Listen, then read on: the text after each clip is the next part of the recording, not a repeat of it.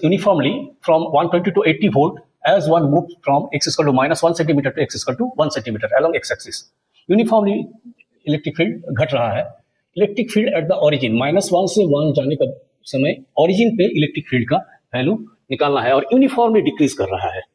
Okay, तो देखिए यहाँ पर ऑप्शंस दिया हुआ है. Must be equal to 20 volt per centimetre, may be 20 volt per centimetre, may be greater than 20 volt per centimetre, may be less than 20 volt per centimetre. तो देखिए यहाँ पर हम ओरिजिन बना लेते हैं. यहाँ 0 है, ये -1 है, ये +1 है और यहाँ पर वोल्टेज दिया हुआ है 80 और यहाँ पर 120 है यहाँ पर और ये 80 और ये -1 से 1 तक जाएंगे तो हमको कितना तो ये 2 सेंटीमीटर डिस्टेंस हम तय करेंगे. ओके, तो फील्ड का वैल्यू क्या हो गया? Change in potential. Change in potential कितना हो जाएगा? Negative of change in potential, that is 80 - 120 negative of divide by separation 2. तो उसको सॉल्व करने से आएगा 40/2, that is 20 volt per centimetre. 20 volt per centimetre. तो एक आंसर तो मेरा आ गया, may be equal to 20 volt. May be क्यों लिख रहे हैं, मस्ट क्यों नहीं लिख रहे हैं? मस्ट नहीं होगा क्योंकि हमें यहाँ पर इलेक्ट्रिक फील्ड का डायरेक्शन नहीं दिया हुआ है. तो अगर हम इलेक्ट्रिक फील्ड का डायरेक्शन ये लेंगे तब तो मेरा आंसर 20 वोल्ट पर सेंटीमीटर होगा.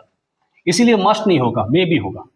ओके, अब हम अगर इलेक्ट्रिक फील्ड का डायरेक्शन बदल देते हैं, सपोज हम इलेक्ट्रिक फील्ड का direction along the x axis ना लेके हम लेते हैं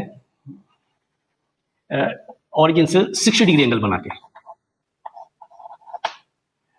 तो इस केस में ये अगर E है तो ये एक वेक्टर क्वांटिटी है, तो अलोंग द एक्स एक्सिस इसका कंपोनेंट हो जाएगा E cos 60 डिग्री. यहीं पर आपको कॉन्सेप्ट का यूज करना पड़ेगा. तो अलोंग द एक्स एक्सिस इसका E का वैल्यू हो जाएगा E cos 60 डिग्री. अब E cos 60 डिग्री का वैल्यू हो जाएगा 20. इसीलिए मे मस्ट भी नहीं होगा, मे भी होगा क्योंकि E का डायरेक्शन यहाँ नहीं दिया हुआ है. E कहीं किसी भी डायरेक्शन में हो सकता है. जब किसी भी डायरेक्शन में होगा तो हमको E का कंपोनेंट लेना पड़ेगा. एक एग्जांपल के तौर पर मैंने 60 डिग्री ले लिया. cos 60 डिग्री का वैल्यू हाफ होता है, बहुत हमको कैलकुलेशन में सुविधा होगा, इसलिए 60 डिग्री ले लिए और इसी से हम जो हमारा चॉइसेस है उसको हम आइडेंटिफाई कर सकते हैं कि करेक्ट ऑप्शन क्या है. तो अब क्या हो गया, अब E अगर हम 60 डिग्री अलोंग लेंगे तो मेरा along the x axis E का वैल्यू हो जाएगा E cos 60 डिग्री. सो अब E cos 60 degree equal to हो गया आपका 20 वोल्ट पर सेंटीमीटर. तो cos 60 degree half into 20, solve करने से क्या आ गया? E का वैल्यू 40 आ गया. अब तो इसीलिए मस्ट नहीं होगा, मे बी 20 वोल्ट पर सेंटीमीटर. और सेकंड ऑप्शन क्या दिया हुआ है? मे बी ग्रेटर देन 20 वोल्ट पर. तो greater than 40 volt per centimetre आ रहा है ना, 40 वोल्ट पर सेंटीमीटर आ रहा, तो ये भी ऑप्शन सही है.